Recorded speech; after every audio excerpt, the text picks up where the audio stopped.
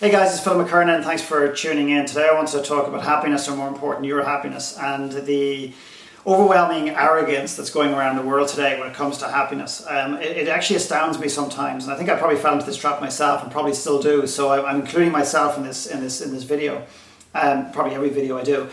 But it is this entitlement that we have, this entitled sense that we have that we deserve to be happy. I wrote recently that we do not deserve to be happy, and we can't walk the earth assuming that we deserve to be happy. I don't care what your spiritual beliefs are. If you believe that you deserve to be happy, what it's going to do is it's probably going to encourage a sense of entitlement within you that the world is here to provide you with happiness.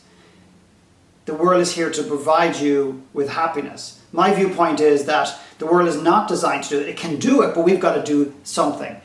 So if you're missing something in an aspect of your life, whether it's a relationship, whether it's the work that you do, or whether it's the relationship with yourself, I would encourage you to turn over every single stone in your life to find out what is it that's holding you back from that aspect of your life, to create more meaning, to create more fulfillment in that context. I just came off the phone with a client, and I'm kind of a bit pissed off and a bit frustrated, and yeah, he's riled me up, and I don't mean at him, I mean just in terms, because I want more for him and I want more for other people.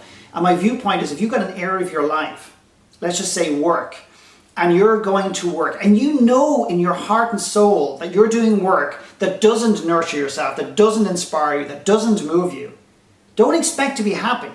How do you expect to go and spend 8 hours in an office doing work that you don't particularly enjoy, with people you may not even enjoy, doing tasks you don't particularly enjoy, and then wonder why you're not happy?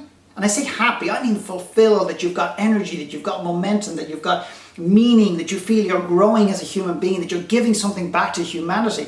Do not ever assume where the happiness is going to come from, because you're afraid to look in the mirror and you don't want to make the changes that are ultimately going to make you happy. And the other thing on happiness, and when it comes to fulfillment and meaning, and happiness is just overused, it's not a term I even like necessarily, but look where you don't think it is.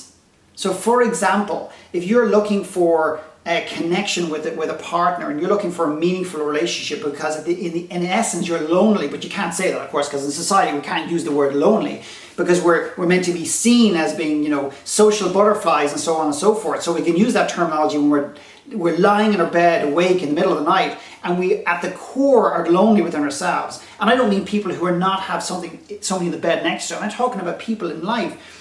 A lot of people are lonely, even people in marriages, even people who are surrounded with like social networks that you wouldn't believe. They're lonely because they don't have a deep connection within themselves and other people, a real connection. But don't assume that you need to go to more bars, or that you need to go online for dating agencies, or that you need to work on your the way you walk, or the way you dress, or you've got to get new aftershave or new perfume. Turn something else in your life upside down.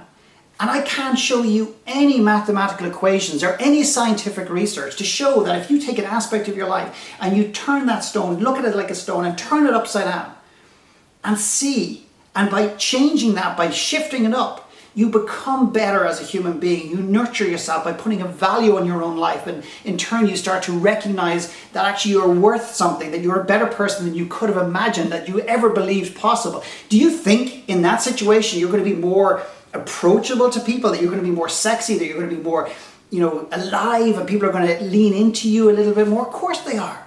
Take the next one that you say, well, this has nothing to do with loneliness or relationships. Who cares? Turn it upside down. Check it out. Turn it upside down. Question it to the core and see what happens. And it'll amaze you that when you do that with each aspect of your life, you've got nothing to lose, because you're lonely and you're disconnected and you're unhappy and you're unfulfilled, even when it's dark, and even not on Facebook, because of course we can't use the truth on Facebook, but you've got nothing to lose anyway. So why not turn it all upside down? Not all at one time, but in time. The only thing that I ever claim to be good at, or a master at, this is a personal statement, is action. And I say, in the absence of clarity, take action. If you're sitting and you're stagnant, just change something, for God's sake, because you know what? You can't sit there for the rest of you can sit there for the rest of your life and play a victim and expect the world to provide you with happiness and do absolutely nothing to go about it. Good luck with that one, because you know what? That will never work. So from a slightly frustrated Philip McKernan, please take this that I give a shit as opposed to I'm just mad. Please just, do something. Thank you.